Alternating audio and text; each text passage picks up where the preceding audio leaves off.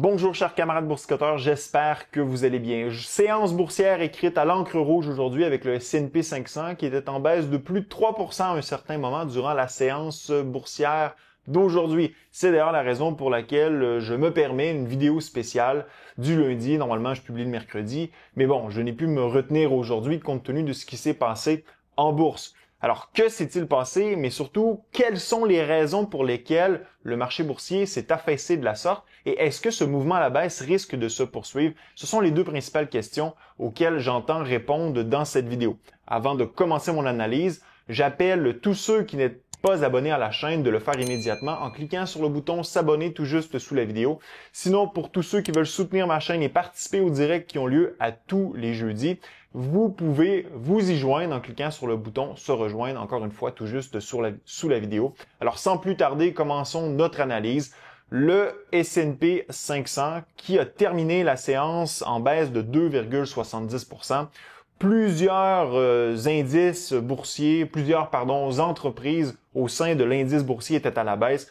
Notons parmi les grandes entreprises Alphabet qui était en baisse de 4,4%, Amazon de 2,3%, Apple de 4,8% et Tesla de 15,4%. Donc, il y a du mouvement en bourse. Depuis le début de ce mouvement à la baisse, le S&P 500 a accumulé une baisse d'environ 8 à 9%. Donc, on n'est toujours pas en territoire de correction, mais on s'y approche grandement. Alors, qu'est-ce qui a causé cette baisse sur les marchés boursiers? Eh bien, il faut retourner à une entrevue que Donald Trump a accordée à Fox News au courant de la fin de semaine. Je me permets de vous faire jouer l'extrait qui, à mon sens, est le plus significatif par rapport à ce qui s'est passé aujourd'hui. Donc, allons-y et on y revient tout de suite après. Before you came into the Oval Office the first time, you were a very successful businessman, very successful real estate executive. And a lot of people said, oh, this is the business president. This is it. He's watching the stock market. He knows all about, he doesn't want the market to go down. And now we've got tariffs and the market has been going down. Well, not much. I mean, in all fairness, you said, look, we're going to have a disruption, but we're okay with that. Is that what you meant? The stock market going down was the disruption? What other disruption were you alluding to? Look, what I have to do is build a strong country. You can't really watch the stock market. If you look at China, they have a 100-year perspective. We have a quarter. We go by quarters. That's true. And you can't go by that. You have to do what's right. What we're doing is we're building a tremendous foundation for the future, tremendous foundation. Everything's been taken away. We don't make ships anymore. So that's your message? Build it here? Build it here. There's no tariff. Yeah. The public companies want to make sure that we have clarity. After April 2nd, when those reciprocal tariffs go in, is that it? Are you going to change anything after that? Will we have clarity? You'll have a lot, but we may go up with some tariffs. It depends. We may go up. I don't think we'll go down, but we may go up. But you're going to have, they have plenty of clarity. They just use that. That's like almost a soundbite. They always say that. We want clarity. Look, our country's been ripped off for many decades, many decades, and we're not going to be ripped off anymore. On peut retenir trois éléments de cette entrevue qui nous permettent d'expliquer ce qui se passe aujourd'hui sur les marchés boursiers. Le premier, c'est la fin du Trump put ou ce frein que représentait Donald Trump à toute baisse sur les marchés boursiers. Les agents économiques voyaient Donald Trump comme un homme d'affaires qui se préoccupait de la bourse et qui n'allait donc pas la laisser tomber. On peut aussi se rapporter au premier mandat de Donald Trump dans lequel la performance du président ou sa performance en tant que président était jugée en fonction de la performance des marchés boursiers. Trump ne se gênait pas de dire que si les marchés boursiers allaient bien, c'était en raison de sa présidence. Alors quand Donald Trump est retourné au pouvoir à la fin 2024, donc évidemment investiture début 2025, les marchés boursiers ont vu le retour de Trump à la présidence comme étant un élément positif compte tenu que il était considéré que Donald Trump allait tout faire en son pouvoir pour maintenir la bourse à de hauts niveaux et s'assurer que celle-ci performait bien. Or, dans l'entrevue, il est clair que pour Donald Trump, le récent mouvement à la baisse, il ne s'en préoccupe guère et il est conscient qu'il risque d'avoir justement des turbulences pour pouvoir accomplir le mandat pour lequel il a été élu et le mandat qu'il juge être celui qu'il doit accomplir. Et là, ça, c'est le deuxième point.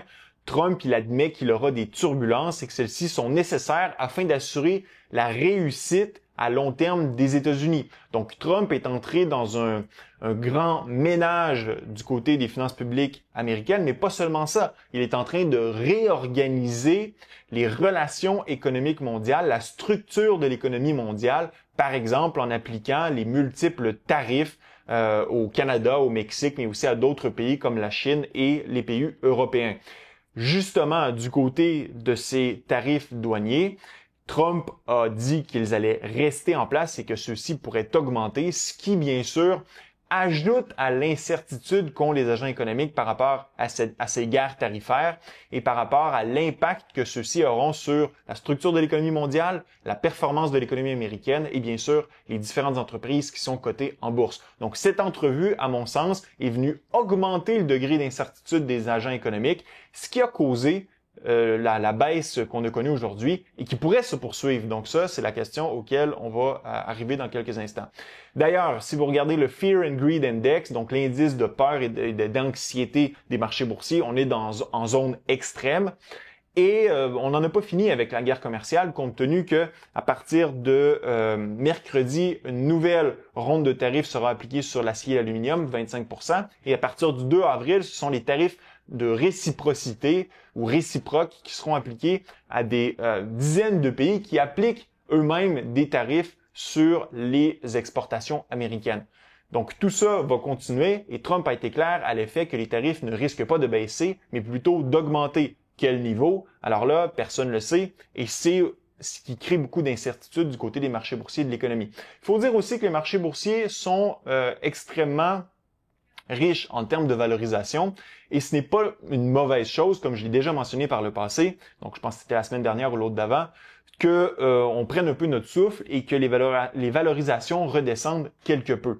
Maintenant, la question que tout le monde se pose, c'est est-ce que Trump est en train de causer une récession? Si vous allez du côté de Polymarket, les perspectives de voir les États-Unis entrer en récession en 2025 sont autour de 38% présentement, ce qui représente grandement ce qu'anticipent les différentes banques américaines, JP Morgan Chase qui est autour de 40%, et Goldman Sachs autour de 20%. Oui, il y a le potentiel d'une récession, mais ce n'est pas, à mon avis, l'élément qui présentement fait baisser les marchés boursiers. Il est clair que du côté de la Réserve fédérale d'Atlanta, les pronostics pour ce qui est de la croissance économique au premier trimestre de 2025 ne sont pas très positifs. Ça ne veut pas dire toutefois que l'économie américaine est vouée à entrer en récession. Bien sûr, si on regarde des indices qui ne sont pas prospectifs, donc par exemple l'emploi dont les mauvaises nouvelles arrivent toujours en décalage avec l'entrée en récession. La récession précède toujours les mauvaises nouvelles du côté de l'emploi, mais quand même, on remarque déjà qu'il y a une certaine tendance à l'augmentation des pertes d'emploi. Par exemple, les coupures de postes ont été les plus élevées depuis 2020 et ça, ce n'est pas étranger justement au grand ménage qui est en train d'être effectué par Elon Musk et le Doge au sein de l'administration américaine. Par contre, lorsque vous regardez du côté de la création d'emplois, elle est toujours présente, quoi qu'en deçà de la moyenne historique.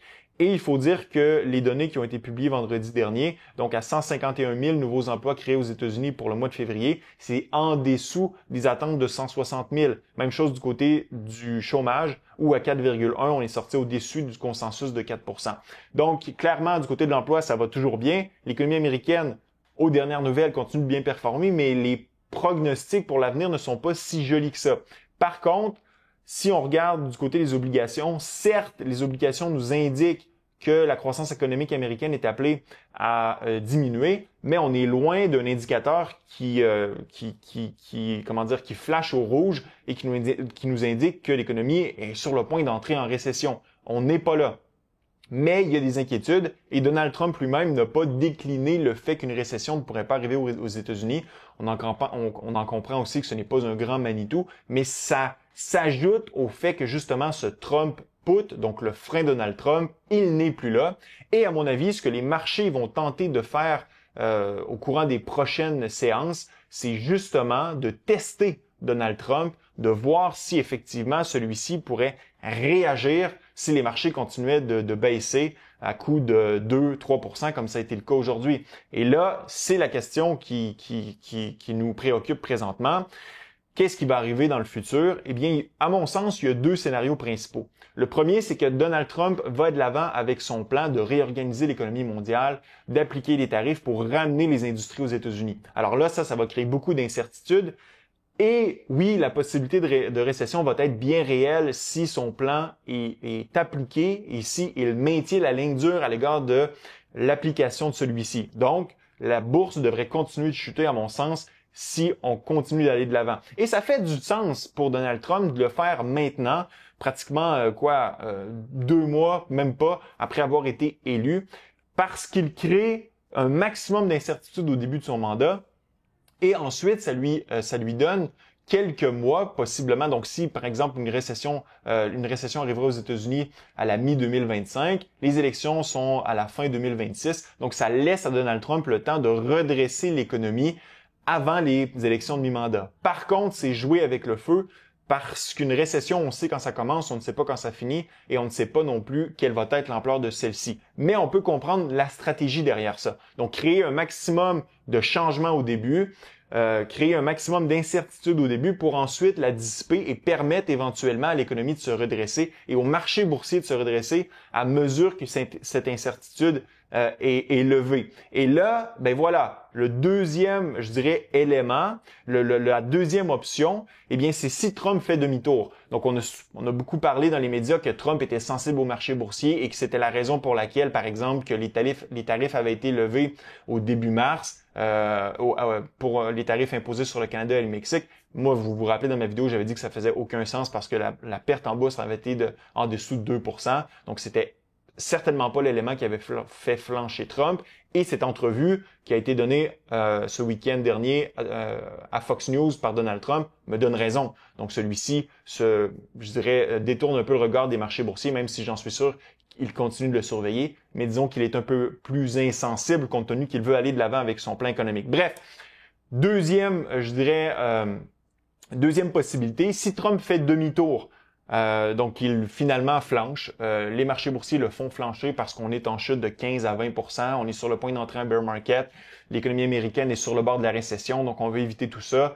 On enlève les tarifs. Alors là, l'incertitude est levée et là, vous pourriez voir la bourse exploser à la hausse assez rapidement. Donc, quelle stratégie employer pour votre portefeuille? Ben, tout ça vous regarde. De mon côté, je n'hésite pas à faire du dollar cost averaging tout en étant très prudent parce que si effectivement Trump va de l'avant avec son plan, se balance un petit peu de l'incertitude et des baisses sur les marchés boursiers comme il l'a dit dans son entrevue. Donc si on le prend au mot, finalement, les marchés boursiers pourraient continuer de baisser et ça pendant encore plusieurs semaines. Donc il faut quand même être prudent, bien balancé entre avoir des munitions de côté et faire du dollar cost averaging. C'est mon opinion. Laissez-moi savoir dans la zone commentaire ce que vous faites, vous, après cette chute significative en séance boursière aujourd'hui. Ça fait un plaisir d'être avec vous. À la prochaine.